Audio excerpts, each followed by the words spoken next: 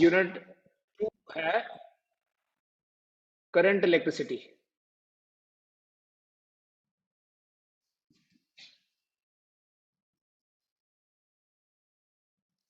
ठीक है, यहां हम करंट इलेक्ट्रिसिटी में क्या पढ़ने वाले हैं, will study about the charges in motion.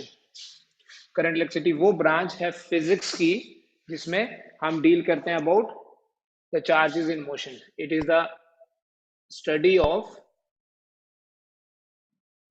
Charges in motion. जब भी चार्ज मोशन में होगा तो क्या होता है, सबसे पहली चीज देखो, जब भी चार्ज मोशन में होता है तो करंट फ्लो करती है। How we define current therefore? current is defined as the rate of flow of charge, rate of flow of charge। कैसे डिफाइन करते हैं करंट को? Current is defined as rate of flow of charge या charge flowing per unit time. Charge flowing per unit time. ठीक है, मतलब represented by I, current को आई से रिप्रेजेंट करते हैं। It is equal to charge divided by time, Q by T लिखते हैं बेटा इसको।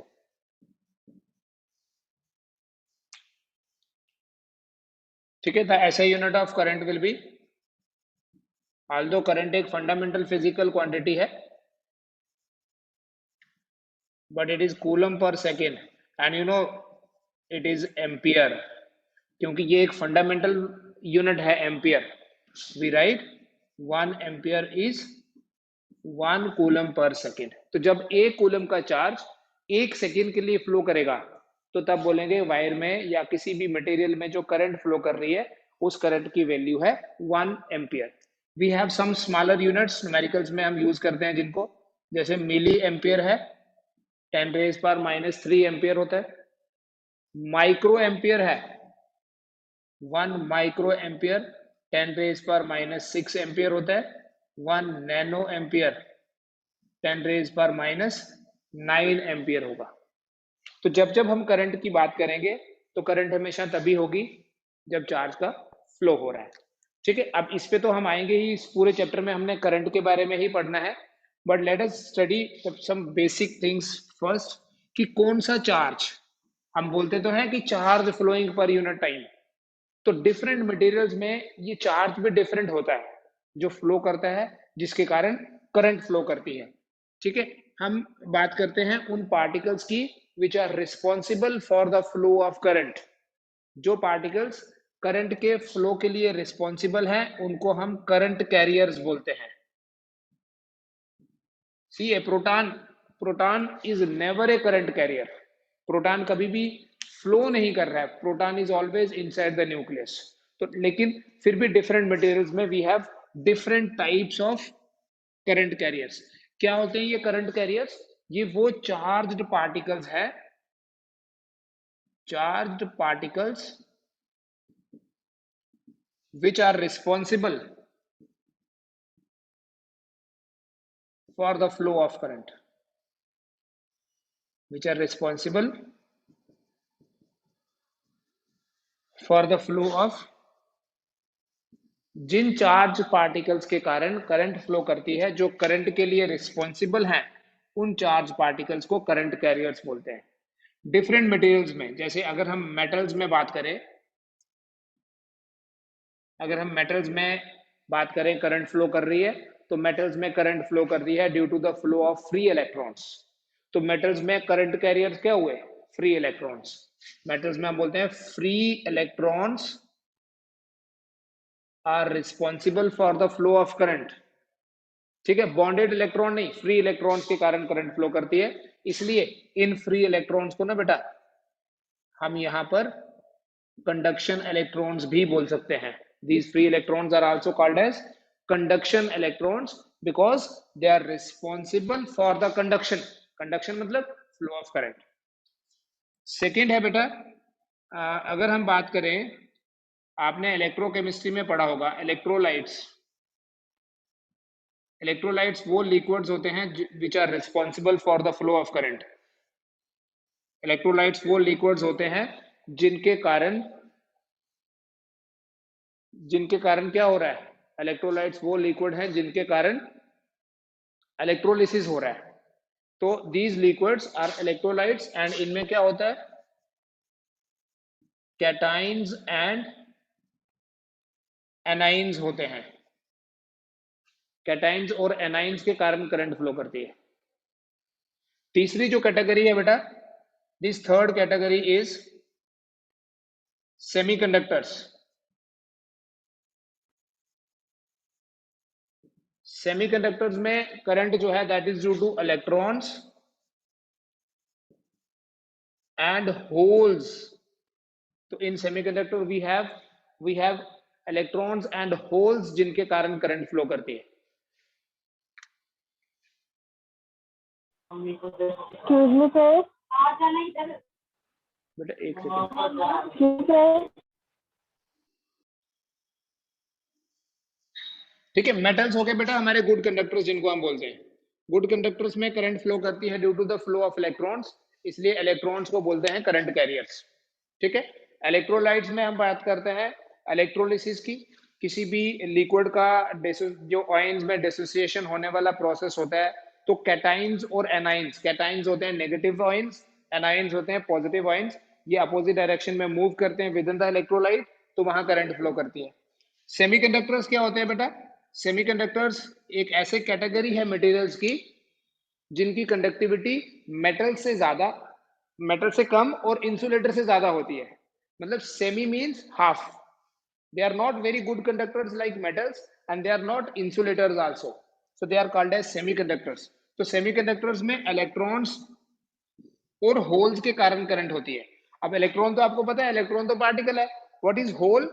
Basically hole is a electron deficient space. अभी होल के बारे में ज्यादा डिस्कशन नहीं करेंगे क्योंकि हम सेमीकंडक्टर्स में बात करेंगे होल्स की, बट आपको पता होना चाहिए तो hole is an electron deficient space, electron deficient space in the valence band. ठीक है, we have two bands called as valence band and conduction band. तो होल क्या है, जब एक कोवलेंट बॉन्ड तोड़ के इलेक्ट्रॉन निकल जाता है बाहर, तो वो जो इलेक्ट्रॉन डेफिशिएंट स्पेस बचती है उसको होल बोलते हैं। फॉर द टाइम बिंग हम होल के कारण कंडक्शन कैसे हो रही है उस पर हमारा फोकस नहीं है। ठीक है, क्योंकि अभी हम करंट इलेक्ट्रिसिटी में बात करेंगे मेनली मेटल्स में जो करंट फ्लो कर रही है उसकी। ठीक है, होल्स होल्स के कारण भी करंट फ्लो करेगी, होल्स का भी कंट्रीब्यूशन होता है। तो अभी सिर्फ मैं आपको ये बता रहा हूं कि सिर्फ ये नहीं सोचना है कि इलेक्ट्रॉन्स ही होते हैं जी हमेशा।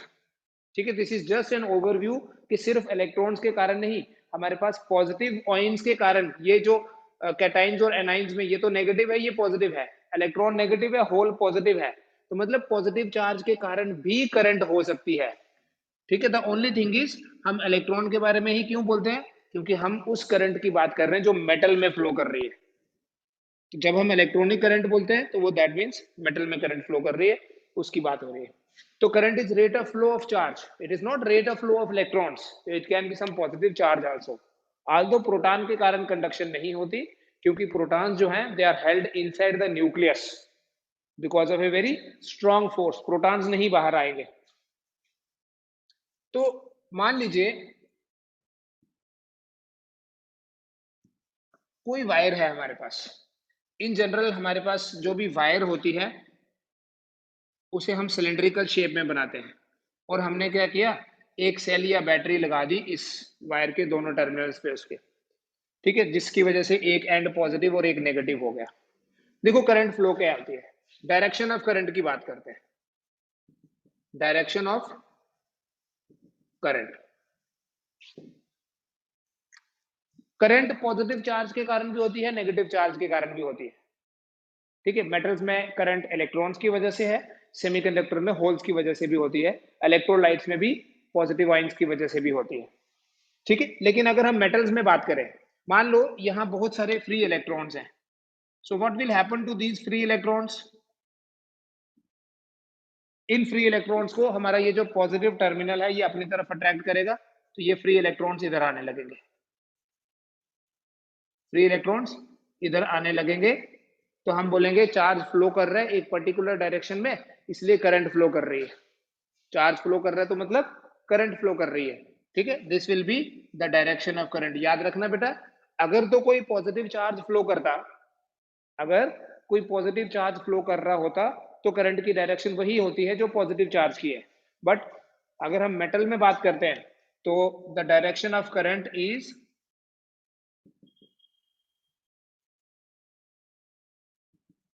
टेकन, टेकन लिख रहा हूं मैं, is taken opposite to the direction of electrons.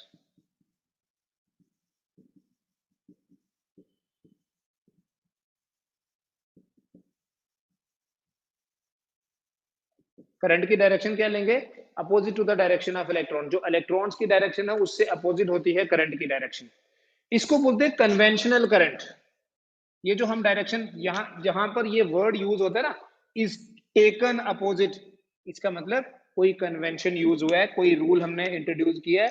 This current is called as the current due to the electrons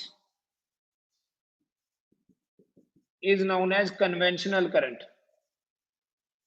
देखो करंट फ्लो किसकी वजह से कर रही है, करंट तो इलेक्ट्रॉन्स की वजह से फ्लो कर रही है, लेकिन करंट की जो डायरेक्शन है that is conventional direction. Convention क्या होता है, रूल। जैसे मैं बोलूं एक्स एक्सिस बनाओ, तो कन्वेंशन है सब लोग ऐसे बनाएंगे एक्स एक्सिस, ठीक है। बट ये रैंडम नहीं है convention, there is a reason for it.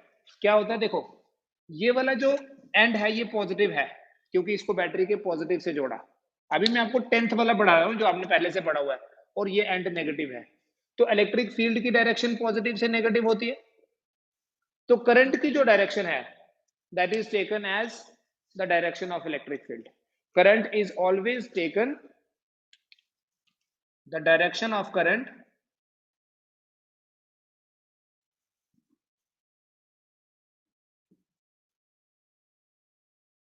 is always taken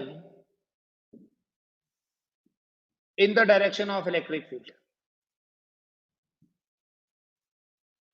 ठीक है। is always taken in the direction of electric field। तो आप ये कंक्लूड कर सकते हैं जो इलेक्ट्रिक फील्ड की डायरेक्शन वही करंट की डायरेक्शन। तो इन सब के बेसिस पे कॉमन कंक्लूजन क्या निकलता है कि अगर हमने कोई सेल या बैटरी लगाई है, सिंपल वर्ड्स में अगर बोलना हो, करंट की डायरेक्शन पॉजिटिव से नेगेटिव ली जाती है। जब हम बोलते हैं कन्वेंशन, सो दैट मीन्स हमने वो रूल खुद इंट्रोड्यूस किया हुआ है। तो किसी भी कंडक्टर में,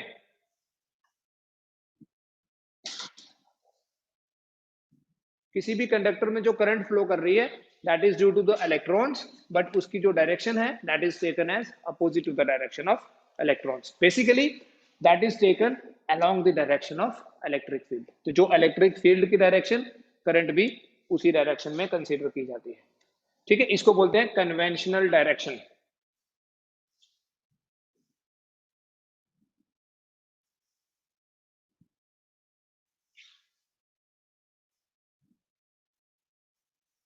फिर देखें बेटा, करंट एक ऐसी फिजिकल क्वांटिटी है जिसके पास मैग्नीट्यूड भी है, डायरेक्शन भी है, लेकिन फिर भी इलेक्ट्रिक करंट जो है वो एक स्केलर क्वांटिटी है।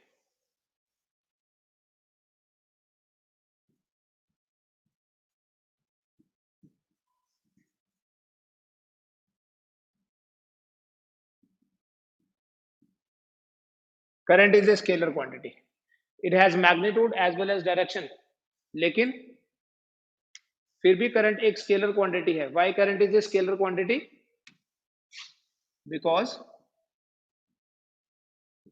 The vector laws of addition are not applicable.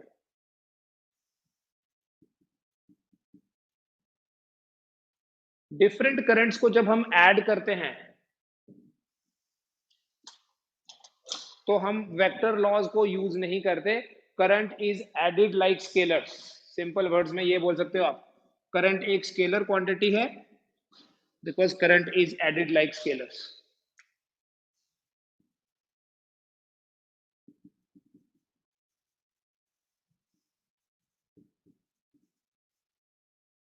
Current is added like scalars मतलब देखो, किसी वायर में 4 एम्पियर करंट फ्लो कर रही है, कोई दूसरी वायर है, इसमें 6 एम्पियर करंट फ्लो कर रही है, ये दोनों कंबाइन होकर इधर चले जाती है, इसमें 10 एम्पियर करंट फ्लो करेगी। इसमें हमें ये देखने की जरूरत नहीं पड़ी कि इन दोनों के बीच में एंगल कितना है। वेक्टर लॉज अगर होते, अगर वेक्टर की तरह ऐड करते, तो हम देखते इन दोनों के बीच में एंगल कितना और फिर रिजल्टेंट फाइंड करते। करंट के केस में ऐसा बिल्कुल नहीं है।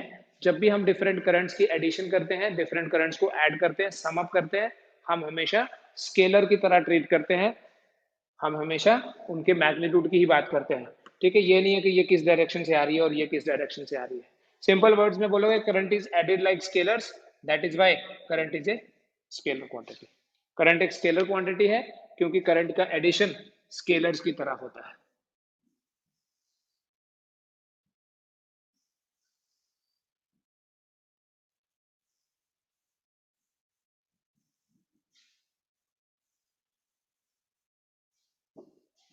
बट ब्रॉडली हम करंट को दो कैटेगरीज में डिवाइड करते हैं।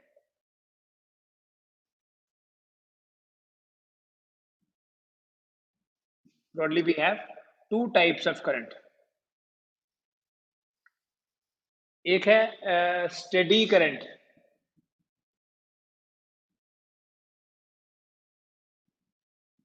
और एक होती है बेटा वेरिंग करंट।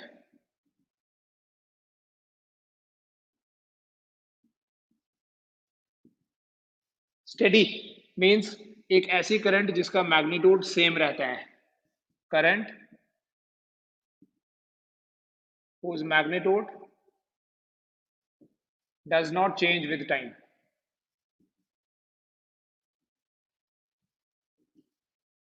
जिस करंट का मैग्नीट्यूड टाइम के साथ चेंज नहीं होता, उस करंट को स्टेडी करंट बोलते हैं।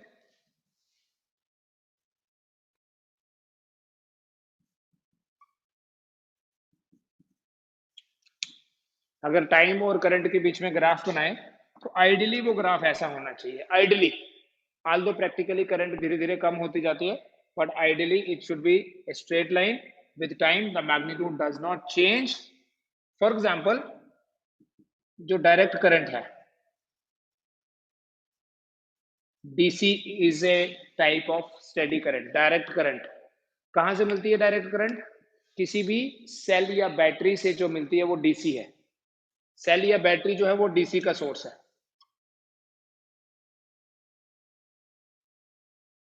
सेल और battery is a source of DC. ऐसे बनाते हैं हम, एक सिंगल है तो सेल, और अगर कॉम्बिनेशन है तो बैटरी। दूसरी जो करंट की टाइप है बेटा, वो है वेरिंग करंट। एक ऐसी करंट जिसका मैग्नीट्यूड चेंज होता है विद टाइम। मैग्नीट्यूड भी, डायरेक्शन भी, या सीधा लिखेंगे a current which changes with time.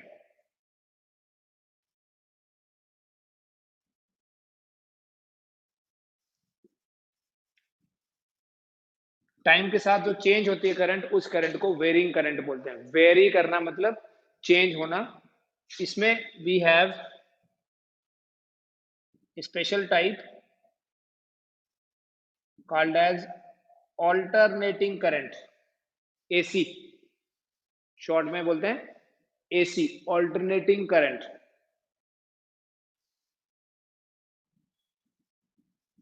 ये हमारा यूनिट नंबर 4 है, जिसमें हम EMI, electromagnetic induction and alternating current की बात करेंगे।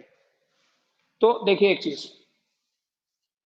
एसी कहां से मिलती है? सेल या बैटरी से तो हमें डीसी मिल रही है। What is the source of AC? AC कहां से मिलेगी?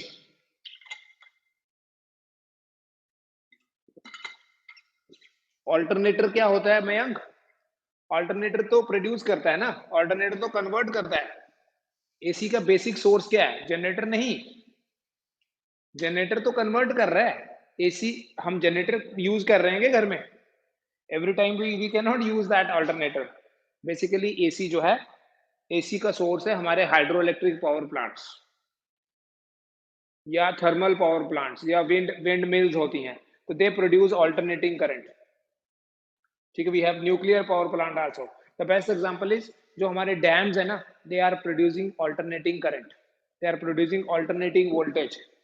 ठीक है, जो हम घर में यूज कर रहे हैं, कभी इन्वर्टर पे या कभी जनरेटर पे, तो हमें क्या है, हमारे बहुत सारे ऐसे इंस्ट्रूमेंट्स हैं, बहुत सारे ऐसे अप्लायंसेस हैं जो एसी पे काम करते हैं, और बहुत सारे ऐसे हैं जो डीसी पे काम करते हैं। हमारे घर में मोस्टली जो इलेक्ट्रिकल अप्लायंसेस होंगे जैसे फैन, ट्यूबलाइट, एयर कंडीशनर, इस तरह के जो इलेक्ट्रिकल इक्विपमेंट्स हैं ये सब एसी पे चलने वाले हैं। और जितने भी हमारे इलेक्ट्रॉनिक गैजेट्स हैं, आपका मोबाइल हो गया, लैपटॉप हो गया या टैबलेट हो गया, इस तरह के जो इलेक्ट्रॉनिक गैजेट्स हैं दे वर्क विद डीसी।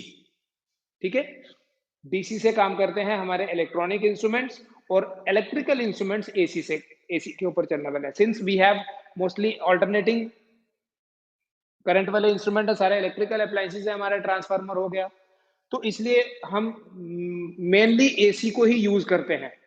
और एक और एडवांटेज है, एसी को इजीली कन्वर्ट कर सकते हैं इनटू डीसी। जैसे मोबाइल चार्ज करना है हमने, तो हम क्या सीधी वायर थोड़ी लगा देते हैं, एसी से नहीं चार्ज कर सकते आप। हम बीच में एक अडॉप्टर जैसा जो होता है ना, वो क्या करता है, उसको रेक्टिफायर बोलते हैं।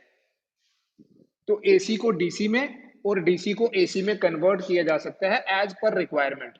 अगर ऑल्टरनेटिंग करंट होगी तो उसको डायरेक्ट करंट में कन्वर्ट करते हैं with the help of rectifier, और अगर डायरेक्ट करंट है उसको एसी में कन्वर्ट कर सकते हैं। हमारे जो घर में इन्वर्टर लगा होता है वो क्या करता है, एसी को डीसी को वापस एसी में कन्वर्ट करता है। जैसे जब when the electricity is gone तो हम बोलते हैं इन्वर्टर ऑन कर देते हैं, या इन्वर्टर ऑन हो गया। वो इन्वर्टर क्या कर रहा है, जो बैटरी है हमारी, उस बैटरी की डीसी को, खाली इन्वर्टर नहीं होता, हमेशा बैटरीज भी होगी, कॉम्बिनेशन ऑफ बैटरीज भी हो सकता है साथ में। वो क्या करेगा, बैटरी की डीसी को वापस एसी में कन्वर्ट करेगा। तो when the electricity is gone, तो तब भी हमारा जो पंखा है वो एसी पे ही चल रहा है। सिर्फ अब वो एसी कहाँ से आ रही है, वो बैटरी की डीसी को इन्वर्टर हमारा एसी में कन्वर्ट कर रहा है। सो एसी को डीसी में और डीसी को एसी में कन्वर्ट किया जा सकता है। जो डीसी है ना, direct current, basically it is costly, batteries लगानी पड़ती है हमें। AC is cost effective.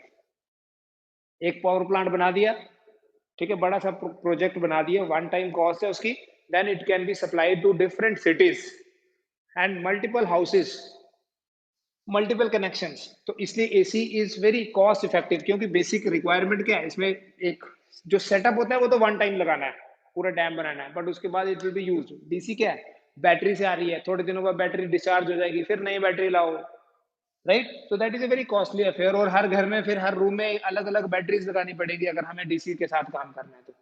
Most of the appliances work with AC, and जहां डीसी की रिक्वायरमेंट होती है हम इसी एसी को रेक्टिफाई करके डीसी में कन्वर्ट कर लेते हैं।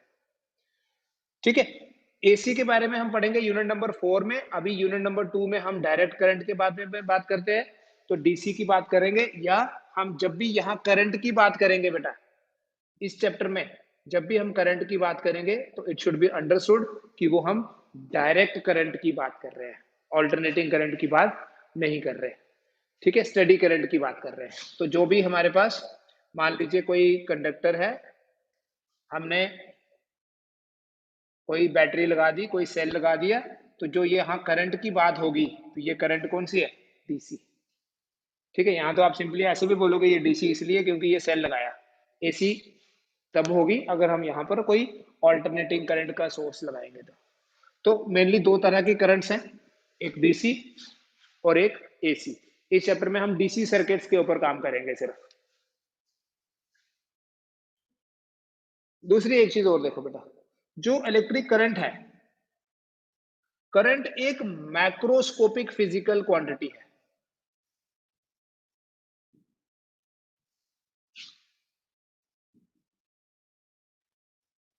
मैक्रोस्कोपिक, मैक्रोस्कोपिक होता है जो पूरे कंडक्टर की प्रॉपर्टी है। मतलब अगर हमारे पास कोई वायर है जो आगे चल के थोड़ी थिक हो गई, फिर आगे चल के और थिक हो गई, इस तरह से एक वायर है। अगर इस वायर में यहां से करंट आई एंटर कर रही है तो बेटा यहां से भी करंट आई ही लीव करेगी। ऐसा नहीं हो सकता कि यहां से करंट आई एंटर कर गई और यहां से 2i निकल गई या i/2 निकली। whatever current is entering through one cross section, the same current will leave from the other cross section। क्या चेंज हो जाएगा उसकी तो हम बात करेंगे, बट जब हम ये बोलते हैं कि करंट एक मैक्रोस्कोपिक फिजिकल क्वांटिटी है तो ये बोलने का मतलब ये है that it is property of the entire conductor, it is not property of small part of the conductor। electric current is macroscopic, current flows through the entire conductor। ठीक है, एज ए होल, छोटे छोटे पार्ट्स में हम current की बात नहीं करते हैं। माइक्रोस्कोपिक होता है when we consider each small part of the conductor.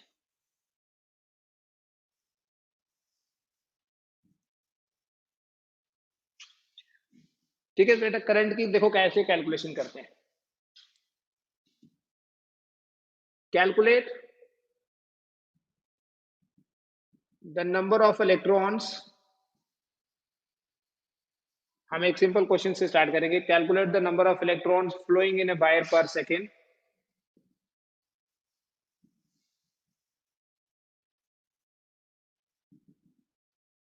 When a current of 1 ampere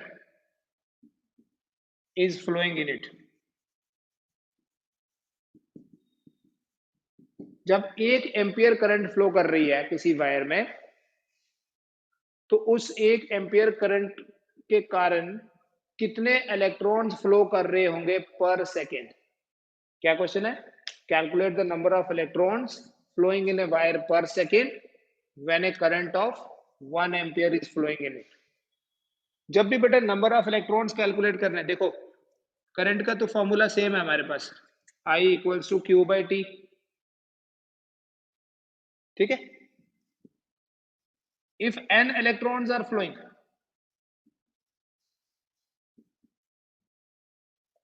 then Q is equal to n into ई।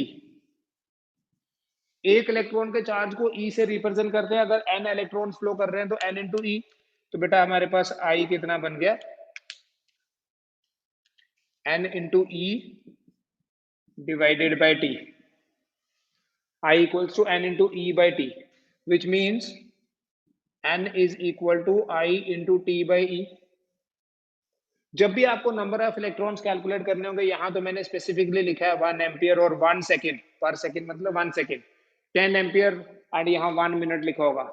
तब भी यहाँ आपने फॉर्मूला यही यूज करना है। 1 एम्पियर करंट फ्लो कर रही है बेटा, राइट 1 एम्पियर पर सेकेंड मतलब into 1 second divided by electron. एक इलेक्ट्रॉन क्या होता है? 1.6 इंटू 10 रेज पर माइनस 19 कूलम। बेटा जो एम्पियर इंटू सेकेंड है ये भी कूलम होता है, कूलम और कूलम कैंसिल हो जाएगा, और आपने पहले से कैलकुलेट किया हुआ है ये वैल्यू 1 बाई 1.6 इंटू 10 रेज पर माइनस 19 जो है ये कितना होता है? 6.25 इंटू 10 रेज पर 18। अब इसका ना मतलब समझना, वैल्यू तो सभी कैलकुलेट कर लेते हैं कि ये n इतना है, बट लेट अस अंडरस्टैंड कि इस नंबर का मतलब क्या है और करंट फ्लो का मतलब क्या है। ठीक है, कितने इलेक्ट्रॉन्स फ्लो कर रहे हैं पर सेकेंड? इतने इलेक्ट्रॉन्स फ्लो कर रहे हैं। कितने? 6.25 इंटू 10 रेज पर 18 इलेक्ट्रॉन्स फ्लो कर रहे हैं वायर में एवरी सेकेंड। दैट मीन्स कि अगर मेरे पास ये एक कंडक्टर है,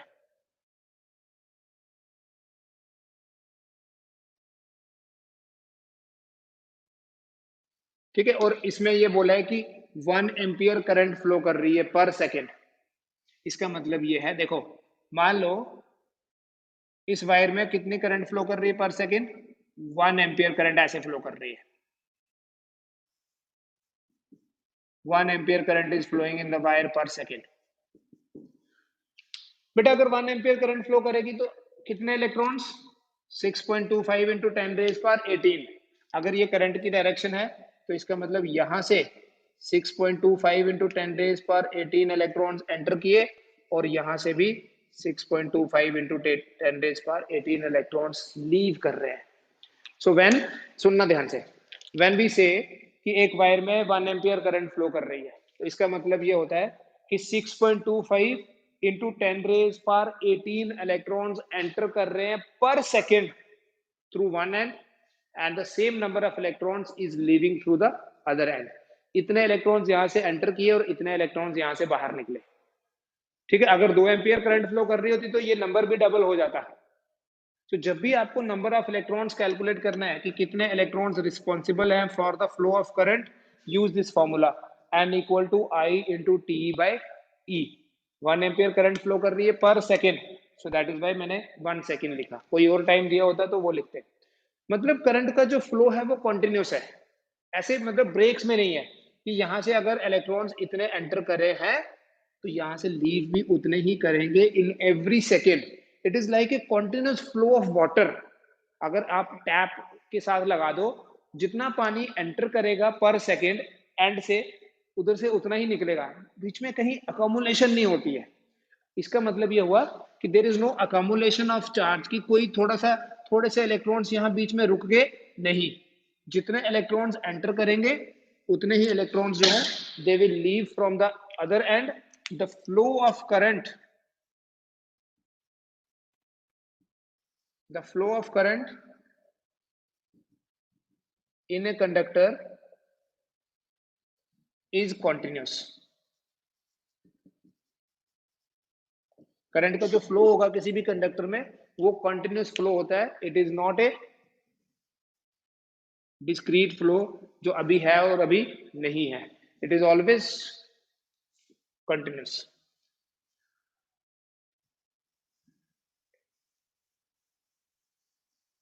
दूसरा देखें और कैसे हम करंट को पता करते हैं। देखो,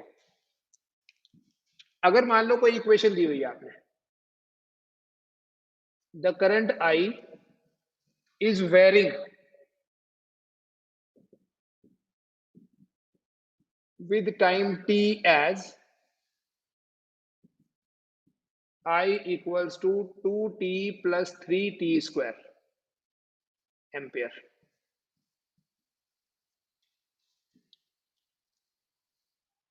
Calculate the charge flowing in the wire from 0 to 2 second. Try करो इसको।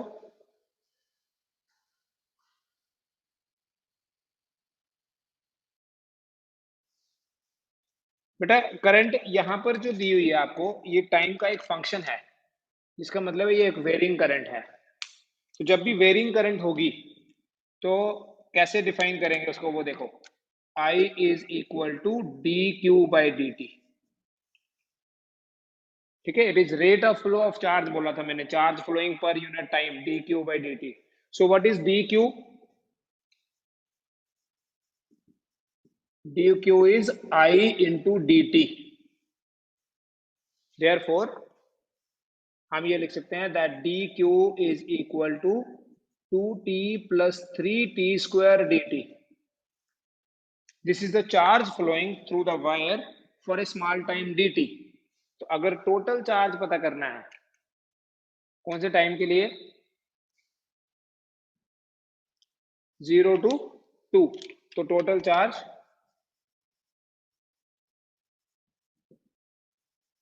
डी क्यू को इंटीग्रेट कर दिया 2t plus 3t square dt, और यही आप इंटीग्रेशन के लिमिट्स डाल दोगे 0 to 2। So it becomes q equal to कितना आ जाएगा, 2 integration of t from 0 to 2 plus 3 integration of t square from 0 to 2। बस ये इंटीग्रेशन कर लेंगे। तो q will be equal to 2 into T square by 2 plus 3 into T cube by 3 from 0 to 2। ये 2 और 2 कट जाएगा, टी स्क्वायर आ जाएगा from 0 to 2, 3 और 3 कट जाएगा, T cube from 0 to 2। So it is 2 square minus 0 square plus 2 cube minus 0 cube. So 4 plus 8 12 coulomb. ठीक है, ऐसे calculate करते हैं बेटा। जब भी आपको चार्ज, ये करंट जो है as a function of time given होगा तो कैसे कैलकुलेट करोगे, करंट को इंटीग्रेट करोगे, the integration of current will give you charge. ठीक है, और इंटीग्रेशन की लिमिट्स क्या है, जो टाइम गिवन होगा 0 to 2 सेकेंड। अब आगे क्वेश्चन देखो, इसी को मैं एक्सटेंड करता हूं। अगर यही चार्ज फ्लो करे फॉर 2 सेकेंड तो व्हाट कांस्टेंट करंट, ये आंसर आ गया ना इसका। अब ये वेरिंग करंट थी देखो हमारे पास, क्योंकि ये टाइम का फंक्शन है। अगर ये पूछा होता what constant current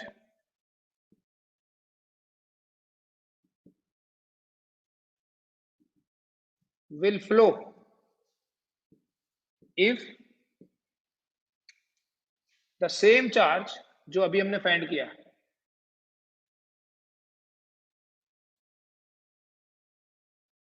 flows for 2 second, पहले हमने 0 to 2 सेकेंड के लिए किया था, अगर ये करंट ये चार्ज 2 सेकेंड के लिए फ्लो कर रहा है तो कितनी होगी current 12/2 it is equal to coulomb per second is ampere. तो अगर कांस्टेंट करंट फाइंड करनी होगी तो चार्ज को डिवाइड कर दोगे किससे, चार्ज डिवाइडेड बाय टाइम।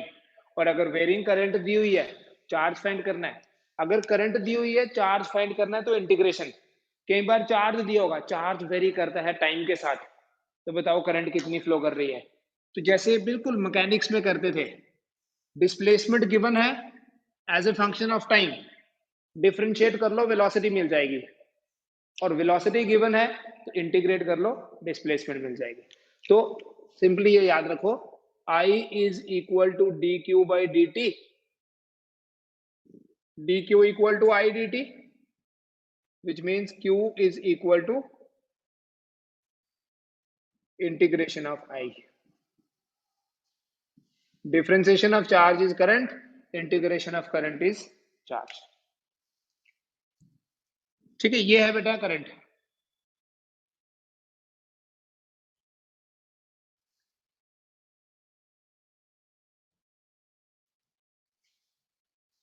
फिर एक और सिचुएशन है जिसमें हम करंट को कैलकुलेट करते हैं, थोड़ी डिफरेंट है। An electron is orbiting around the nucleus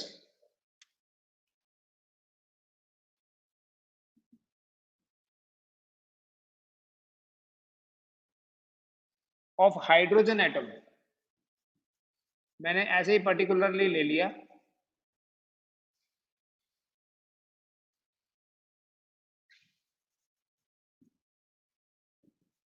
the radius, yeah, with a velocity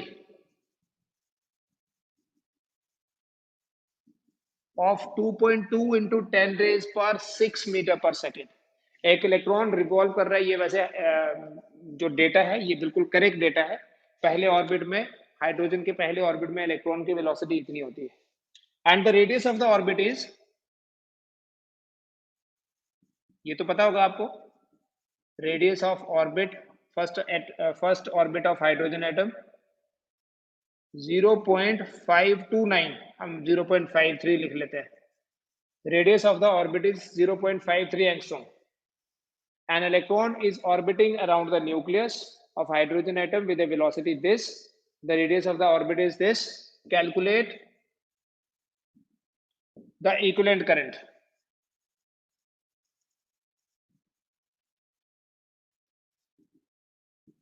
Calculate the equivalent current. बेटा जब भी इस तरह का कोई सर्कुलर मोशन होगा तो आपने जब भी करंट को डिफाइन करना है, करंट को डिफाइन करना है Q by T तो करेंगे ही, बट यहां करंट को डिफाइन करेंगे I is equal to Q by T, capital लिखना। This capital T is called as time period. Circular motion में हमेशा टाइम पीरियड की बात करते हैं। देखो इसी एक्सप्रेशन को अगर तो आपको टाइम पीरियड दिया होता तो डायरेक्टली हम इलेक्ट्रॉन के चार्ज को डिवाइड कर देते टाइम पीरियड से। If v is the velocity then v is equal to 2 pi r by T. कोई डाउट तो नहीं बेटा इसमें? सर्कुलर मोशन में velocity is equal to circumference divided by time period. मतलब अगर ये ऑर्बिट है, ठीक है, कितना डिस्टेंस ट्रेवल किया 2 पाई r, इस डिस्टेंस को ट्रेवल करने में जो टाइम लगा वही t है कैपिटल, तो 2 पाई r बाई टी हुआ, राइट। तो t कितना हो गया फिर यहां से 2 pi r by v, therefore I is equal to Q तो रहने दो ऐसे ही, T आ गया 2 पाई r बाई v, ये आ गया जनरल फॉर्मूला। जब भी कभी सर्कुलर मोशन हो रहा है किसी चार्ज का, स्पेशली एटॉमिक स्ट्रक्चर में इस तरह की करंट की बात करते हैं हम, this current will be very small. अभी अभी देख भी लेते हैं हम, बट एटलीस्ट हम करंट इलेक्ट्रिसिटी में इसको कैलकुलेट करते हैं। आई इक्वल टू क्यू, कौन सा चार्ज फ्लो कर रहा है बेटा? इलेक्ट्रॉन। इलेक्ट्रॉन का चार्ज है 1.6 इंटू 10 रेज पर माइनस 19। वेलोसिटी दी हुई है 2.2 इंटू 10 रेज पर 6 divided by 2 into 3.14 into radius given है 0.53 एंगस्ट्रॉम है। तो आप लिख सकते हो इंटू 0.53 इंटू 10 रेज पर minus 10। You know, 1 angstrom is 10 raised per minus 10 meter. So you have all the values, you can calculate this current also. ठीक है, तो this is how we calculate current. अगर तो कोई इक्वेशन दी हुई है, differentiation integration से कर देना डायरेक्टली। कभी चार्ज दिया है, टाइम से डिवाइड करके डीसी फाइंड कर लेते हैं। और इस तरह की कोई सिचुएशन होगी, ये जनरल फॉर्मूला आ गया, charge current is equal to charge into velocity divided by 2 pi R. Circulating current जब भी फाइंड करनी होगी तो ये फॉर्मूला यूज करेंगे। अगर तो सीधा टाइम पीरियड गिवन होता हमें कि इतना टाइम लग रहा है, तो हम चार्ज को, इलेक्ट्रॉन के चार्ज को टाइम पीरियड से डिवाइड करते करंट आ जाती है। ठीक है, इसको कंटिन्यू करेंगे कल हम। बट ये आज की क्लास करंट का पता चल गया कि करंट को हम कैसे कैसे कैलकुलेट करते हैं इन डिफरेंट सिचुएशन। ठीक है, थैंक यू।